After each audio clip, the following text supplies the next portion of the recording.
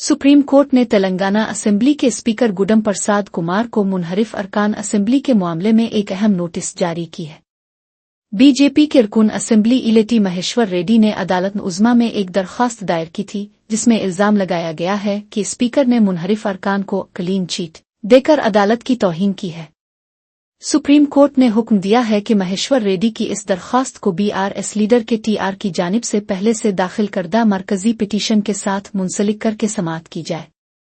BJP रहनुमा ने अपनी अपील में स्पीकर के इस फैसले को चैलेंज किया है, जिसके तहत पार्टी तब्दील करने वाले अराकीन के खिलाफ कोई तादीबी कार्रवाई नहीं की गई थी।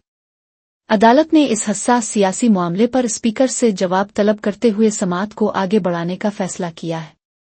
इस अदालती मुदाखलत के बाद रियासत की सियासत में एक बार फिर हलचल पैदा हो गई है और मुनहरिफ अरकान की रुकनियत पर खतरात मंडलाने लगे हैं।